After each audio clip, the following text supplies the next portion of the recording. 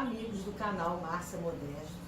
Como vocês sabem, esse canal tem o objetivo de falar de saúde, relacionamento, comportamento, e dentro de comportamento eu tenho abordado assuntos também sobre comportamento religioso.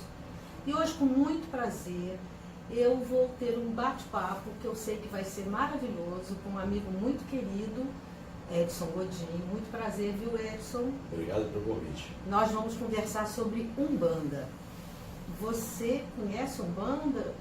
Então o Edson vai falar um pouquinho dele. Fale um pouquinho, Edson, de você, se apresenta pra gente e depois faz aí um histórico da Umbanda pra gente. Ok. Primeiramente, muito obrigado, minha irmã, pelo convite, muito honroso da minha parte. E falar de espiritismo, falar da doutrina espírita, falar da Umbanda, não tem hora, não tem tempo. Eu sou um simples mortal.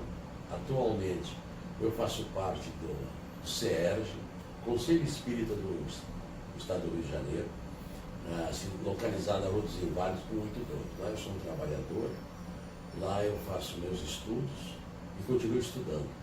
Mas a minha vida mediúnica, digamos assim, ela iniciou em 1962. Foram 30 anos de Umbanda e agora 26 mais ou menos de estudos da codificação espírita. Falar sobre Umbanda é falar sobre espiritismo. Se você é médium na Umbanda, no candomblé, no kardecista, você é um médium, é um médium.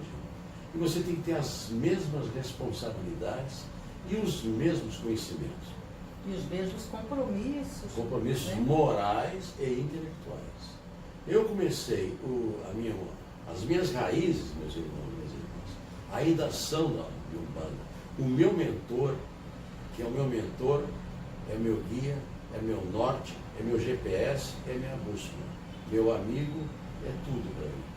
É um preto velho, Pai José.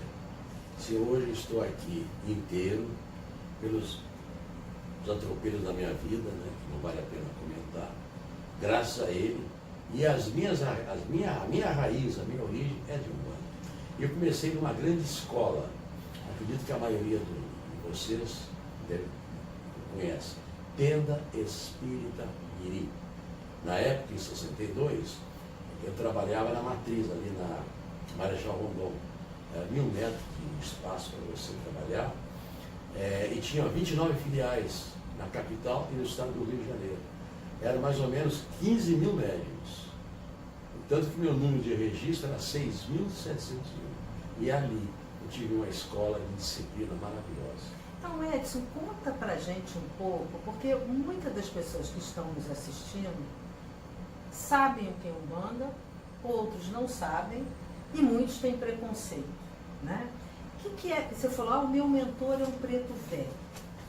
Fala pra gente essa estrutura da Umbanda, conta um pouco dessa história, como é que é a Umbanda no Brasil, como é que isso chegou aqui, né? Tem uma história também de que um brasileiro, um carioca que fundou Umbanda aqui.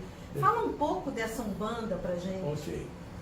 Quando a Márcia fez um comentário sobre o preto velho, em alguns centros espíritas, nem todos, não gostam de ouvir falar em preto velho. Mas tem um rápido comentário sobre o preto velho. Numa casa espírita, kardecista, há uns 20 anos atrás, no final dos trabalhos mediúnicos, uma médium sensitiva, evidente, falou para a coordenadora dos trabalhos que ali estava presente uma entidade que queria se fazer presente para dar uma mensagem. A coordenadora prontamente aceitou. Incorporou naquela médium um preto velho. Quando ele se identificou com o preto velho, ele foi, entre aspas, expulso da, porque ali não era lugar de preto velho, que ali, enfim. Passado um ano, na mesma sessão mediúnica, na mesma casa espírita, uma vidente, novamente, olha, tem aqui uma mensagem, uma entidade toda de branco, eu acho que muito iluminada, quer se apresentar. A coordenadora prontamente aceitou e incorporou então uma entidade muito iluminada, com muita luz, dê uma mensagem de as pessoas com umas lágrimas. Aí a coordenadora, educadamente, falou, meu querido mentor, esta casa é sua, venha quando for. Enfim, pode vir sempre aqui. A entidade falou, interessante, eu estive aqui 1 ano atrás, e vocês não me receberam. Não é possível, mas quem é o senhor? Eu sou aquele preto velho. Cheguei a arrepiar, porque eu sei o que eu estou falando. Agora, a Umbanda, nós temos a Umbanda brasileira, que eu sempre falo meio de Brasil, e temos a Umbanda que veio da África, junto com o Candomblé. Hoje ela é cruzada, né? Então, o que veio da África veio pelas nações de Angola, Bantu, Nagu, Jeje, enfim. E eles trouxeram toda aquela cultura da África para cá. E aí ficaram Umbandas cruzadas, Candomblé, enfim. Mas a Umbanda Brasil... O que você chama de cruzado, para as pessoas entenderem? Cruzado é o seguinte, é uma mistura, entre aspas, de Umbanda com Candomblé. O Candomblé tem certos ritos que a Umbanda não faz. Mas quando você traz, como na década de 80, eu participei da Angola, eu sou hoje um angolano, digamos assim, eu tenho meu orixás, né, que meu pai Xangô, minha mãe Oxum, meu pai Obaluaê, e tenho no meu juntal também a Nanã. E quando a minha mãe desencarnou, minha mãe carnal, eu herdei esse orixá dela. Então, no caso da Angola, depois da Umbanda, eu passei para Angola. E da Angola, quando foi na década de 90, o meu mentor me orientou que eu fosse estudar as obras básicas da doutrina espírita, que é a codificação de Kardec. Então, para vocês entenderem que aí não existe a separação, porque mediunismo, incorporação, entidade, são todos os espíritos de luz. Né? E aí eu fui, naquela época eu encontrei, por um acaso, aqui em Copacabana, onde eu morava, o grupo Fonte Viva. E ali eu comecei a estudar. E há mais ou menos 10 anos atrás, eu estou lá no CERJ, onde eu estudei, estou estudando, dou aulas e tudo mais. Agora, a nossa Umbanda Made in Brasil, ela na realidade começou pelo nosso querido irmão Zélio Fernandini de Moraes. Ele tinha 17 anos na época, lá em Niterói. E ele estava muito doentado. E os pais não sabiam o que faziam com ele. Aí levaram no centro espírita kardecista, tá? E esse menino lá ficou na mesa mediúnica, fizeram a radiação para ele. No final da sessão, ele incorporou uma entidade. E a entidade falou, meus irmãos, eu recebi uma orientação de nossa mãe, Maria Santíssima, de abrir, de fundar uma religião no Brasil. Eu vou chamar de Umbanda. E o meu nome é Caboclo das 7 Encruzilhadas. E eu venho fazer esse trabalho aqui no Brasil para a cura. E hoje nós temos o Tupiara, que vocês devem conhecer, o Frei Luiz da Ilha Jacarepaguá, que faz esse trabalho, e muitos outros centros, inclusive centros de Kardec. Agora, Edson, fala um pouco, assim, porque eu acho que você está falando para quem sabe, né? Eu acho que tem muita gente que vai ouvir você e vai dizer, poxa, que maravilha. Mas tem gente que vai dizer, mas o que é isso mesmo? Quem são essas entidades? Por que é um preto velho? Por que existem essas ligações com a natureza? O que é isso, né? Porque, inclusive, é uma coisa que muita gente tem preconceito, né? E diz assim, é coisa do demônio isso não é coisa do bem, não é coisa da luz. É assim, por que essas entidades, né, recebem esses nomes ou têm essas práticas? É um preto velho, é um Exu? O que é isso? Dá Uma vez, um irmão nosso visitou o Dalai Lama, fez uma pergunta para ele, mestre, qual a melhor religião para mim? Aí o Dalai Lama respondeu, aquela que te faz um homem de bem. A Umbanda, ela difere um pouco do Kardec, muitas pessoas falam que difere, assim, a diferença é muito grande, mas as entidades que baixam, que incorporam na Umbanda, são as mesmas entidades que eu já presenciei, que incorporam as mesas mediúnicas nos centros espíritas, dito kardecistas. Eu já presenciei. Então, é diferente. Agora, naquele livro Loucuras da Obsessão, um livro interessante para ser lido, ali o Dr. Bezerra de Menezes auxilia nas irradiações, nos trabalhos de desobsessão. Inclusive, a entidade que era digamos, o responsável pela parte espiritual é uma preta velha. E ela, falando com o Dr. Bezerra, ela disse, eu sou uma preta velha aqui, mas eu sou de uma outra falange. O preto velho, o caboclo, vem do índio, depois vem os orixás, que aí é uma outra temática, né? Mas se na Umbanda você toma passe, você aplica passe, você tem as irradiações, você tem orações de prece inicial, prece final, e hoje, com o passar dos anos, tem a chamada de Umbandec, Umbanda com Kardec. Por exemplo, no Frei Luiz, você para entrar para o quadro mediúnico, primeiro você vai estudar as obras básicas do Kardec. E falando em obras básicas do Kardec, nos últimos 3 anos, eu criei uma apostila, o que é o Espiritismo, baseado naquele livreto de Kardec, do que é o Espiritismo. E coloquei ali alguns adendos a mais. E essa apostila eu disponho ela de graça, porque não é minha. Eu copiei de Allan Kardec. Então, caso vocês estejam interessados em conhecer, no âmbito geral, o que é o Espiritismo, é só anotar aí, mandar um e-mail para edsongordinho@gmail.com, que eu mando para qualquer lugar do Brasil, gratuitamente. Muito bom, Edson. Mas, Edson, sim, você falou da ajuda dessas entidades em diversos trabalhos. Mas essas entidades, né, assim, como você falou da Umbanda aqui no Brasil e tal, do Caboclo, do Preto Velho, você podia falar para a gente, assim, uma característica de cada entidade dessa, não? Pode ser que a gente chegue a um acordo. Mas, um detalhe. Então vamos chegar, né, gente? Um detalhe. Quando eu comecei na década de 60, eu vi histórias que no início do século, quando o Zélio Ferdinando criou a Umbanda através dos seus 7 cruzilhadas, era muito difícil trabalhar. Até no próprio Kardec. Tanto que tinha um delegado, que já desencarnou, Caldeira Lacerda, que muitas vezes, lá o seu Mirim, o seu Benjamin, que incorporava o Mirim, dizia que a prece final, muitas vezes, era dentro da cadeia.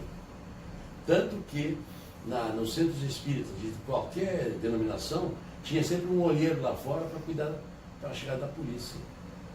Então foi muito trabalhoso. Até 70, mais ou menos, não existia livros que falavam da Umbanda. Entendeu? Só existia as obras básicas de Kardec. E no início do século XX, quando o nosso irmãozinho Zélio, através dos 7 Cruzilhadas, criou a Umbanda, porque a maioria da população brasileira era analfabeta. E a doutrina espírita codificada por Kardec requer estudos.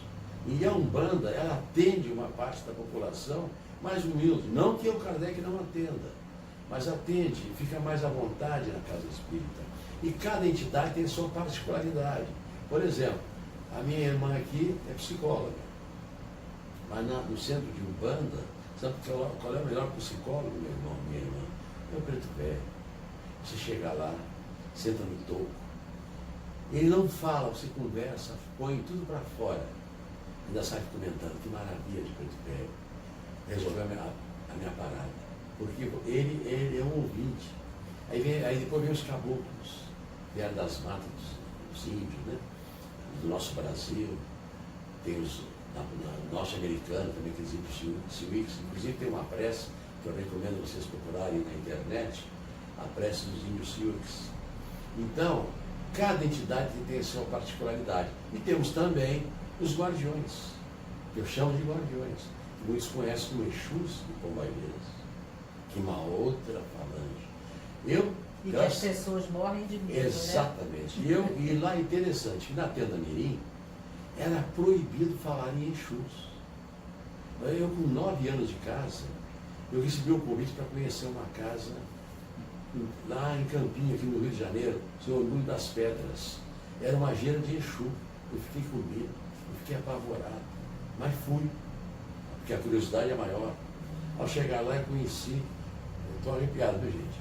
Eu conheci o Exu Tranca-Rua, que entidade maravilhosa. Ele me chamou e disse: meu filho, demorasse tanto a chegar. Aí ele colocou a mão dele na minha mão, eu ali incorporei, ou virei o santo, já a gira.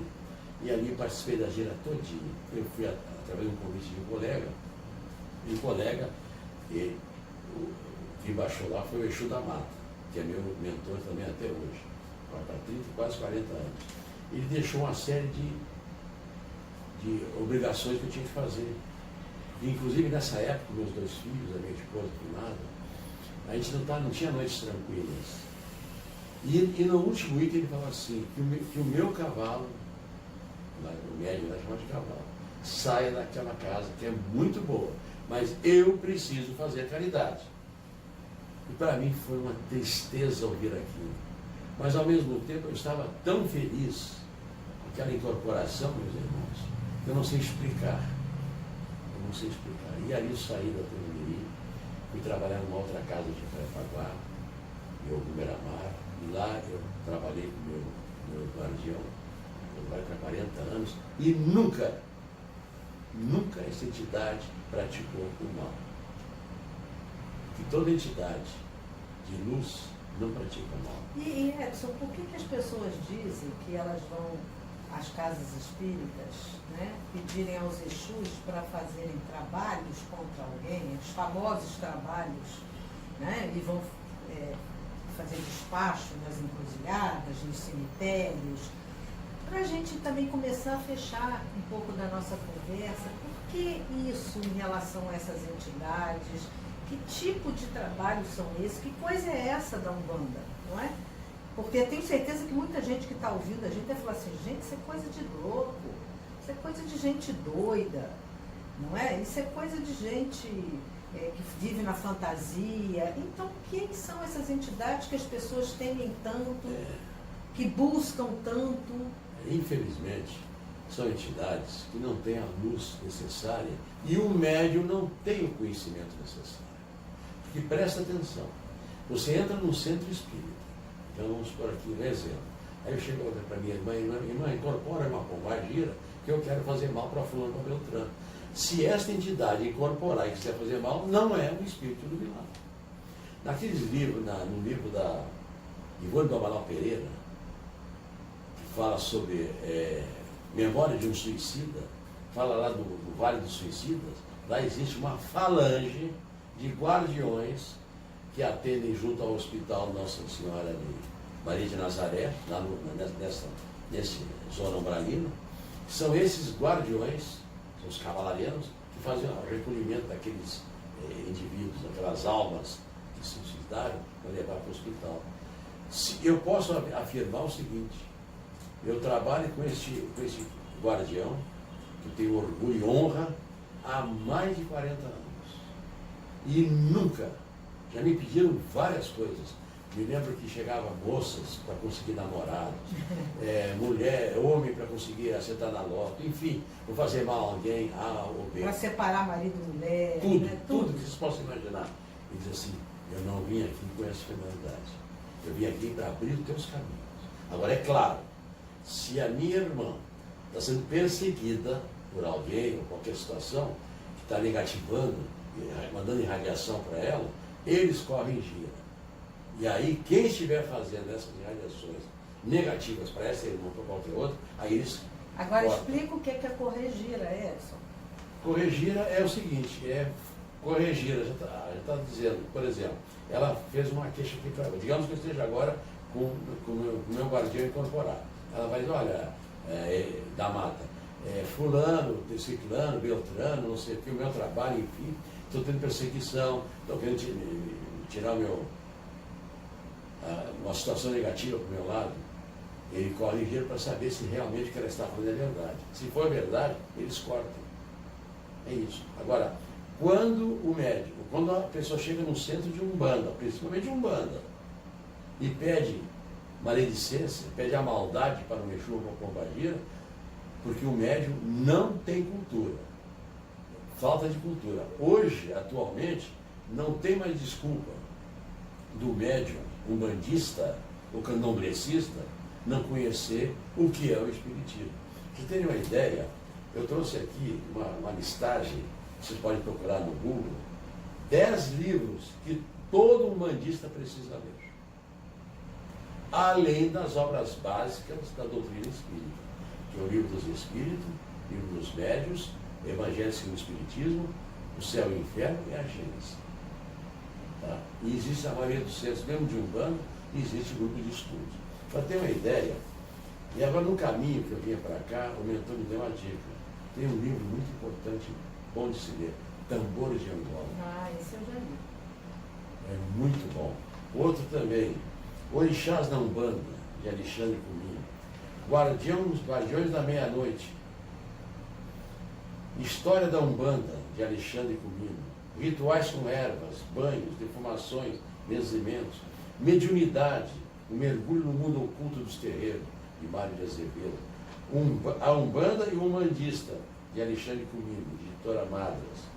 O Cavaleiro da Estrela Guia, de Rubens Sareni, Editora Madras. Ensinamentos Básicos da Umbanda, de Deise Muti e Lisete Chaves. São livros que vocês precisam ler. E um detalhe, palavras, frases de Caboclo Mirim. Preste atenção no que eu vou falar. Umbanda é coisa séria para gente séria, ou para quem quer tornar-se sério.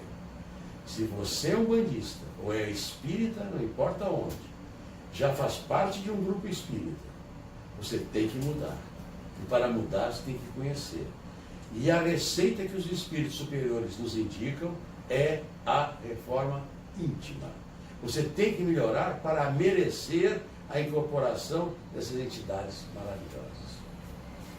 Quando você chega num centro espírita, no terreiro, e você vai bater cabeça lá no congá, você está entregando as tuas forças para a egrégora daquela casa, para atender aqueles povos, o povo que vai lá, encarnado e desencarnado. Quando você vai embora, você vai no congá, você bate cabeça, aquele congá tem firmamento, tem assentamento, que só cada pai de santo sabe que tem ali, e você pega de volta as tuas forças. E você, quando estiver numa casa espírita, seja Umbanda, aonde for, tem que entrar da melhor maneira possível. A mente tranquila, um corpo sadio, sem bebida, sem fumo, sem sexo. Para você poder assimilar os conhecimentos. Quanto mais conhecimento você vai ter de Umbanda, de doutrina espírita, melhor serão os seus trabalhos mediúnicos. Porque eu, na década de 90, quando eu passei a estudar as obras básicas e outros livros, meus irmãos, como eu cresci. Hoje eu faço parte do Conselho Espírita do Estado do Rio de Janeiro, eu faço a campanha do Evangelho no Lar, que abrindo paredes, não importa o teu culto, a tua religião, faça semanalmente a prática do Evangelho no Lar. E eu lá no CERJ, essa campanha, eu sou um dos garotos propaganda. É uma bandeira que eu tenho comigo, que eu faço na capital e no interior. Pratico o Evangelho no Lar. Lembrando, meus irmãos, que a nossa vida, a vida do homem, ela inicia em casa. É no campo doméstico que você convive com os teus familiares, com teus filhos, com tua esposa, a parentela toda. É ali, como diz a nossa irmã Sheila, que inicia a nossa missão. Você tem que começar no teu campo doméstico, na prática do Evangelho no Lar, levando as crianças para a evangelização. E quando você põe aquela roupa branca de Umbanda, aquele branco tem que estar por fora e por dentro. Que não é fácil, né? Por fora e por dentro. Fora do contrário, você é um principiante a ser umbandista. Porque Umbanda é coisa séria. E a entidade, quando ela percebe que você não está de acordo, ela se afasta. Se vocês estão lembrados aí da minha época, na década de 70, surgiu lá em Santíssimo uma entidade, Seu Sete da Lira. Começou a fazer uma série de trabalhos maravilhosos, já tinha até caravana indo para lá. Mas de repente, os familiares, os amigos começaram a criar em torno desse terreiro, barraquinhas vendendo cachaça, vendendo charuto, vendendo isso, vendendo aquilo. E ele falou, eu não vim aqui para isso. Eu vim aqui obedecendo às leis máximas do nosso Pai Maior. E Oxalá Oraru. Dá de graça que tu de graça recebe. Eles continuaram. O seu Sete da Ilha foi embora. Bom, Edson, eu acho que para a gente terminar, eu acho que a gente pode desdobrar essa conversa, tem outras coisas, em outros bate-papos. Em resumo, né, até a grande pergunta é, Umbanda tem fundamento? Em resumo, eu acho que depois de toda essa sua exposição, das suas explicações, eu acho que está muito claro que o fundamento da Umbanda é o amor e o bem. Não é? Então, para todo mundo que de alguma maneira tem algum tipo de preconceito, né, e que nós todos tentamos tanto lutar contra a discriminação de todos os níveis, tanto no aspecto religioso como de gênero, tantos outros, né? É importante as pessoas saberem que Umbanda é uma prática religiosa do amor, é uma prática religiosa em busca do bem. Então, o Edson, eu acho que ficou só um muito... detalhezinho para fechar. Oxalá, quando esteve aqui no mundo, planeta, esse orbe, que é nosso, que é um planeta escola, ele deixou claro, fora da caridade não há salvação. E Emmanuel vai mais além. Fora da caridade não há transformação. Então, pratique a caridade. Seja um espírita de dentro por fora, cumpra com as tuas obrigações, zele pelo teu santo, zele teu anjo da guarda, cuide dos teus orixás, faça oração com ele, pratique o evangelho no lar, obedeça o ritual da tua casa, seja disciplinado, te concentra e faz fazer a caridade, você só vai receber coisas grandiosas e maravilhosas. Que Deus ilumine a todos. Agradeço o convite, que o Oxalá nos abençoe, que a nossa mãe Oxum, minha ação, a nossa mãe Manjá, nosso pai Olu, que agora foi o dia dele, dia 23, ilumina nossas coroas, né? Nossos centros de forças, ilumina o teu lar, teu ambiente de trabalho, tudo que você faz de bom, te ilumine sempre. E te aculture, meu irmão, e seja um ótimo médium. E até uma próxima, querendo Deus. Edson, muito obrigada. De coração, eu acho que nós, tenho certeza, vamos tocar alguns outros corações, né? Pelo menos para o amor. Eu não sei se nós vamos tocar pessoas para serem espíritos. O recado foi dado. Mas não importa. Importa é que as pessoas não esqueçam da prática do amor e do bem. É isso aí. Muito, muito, muito obrigada. Obrigado a você. Até a próxima. Um grande abraço para todos.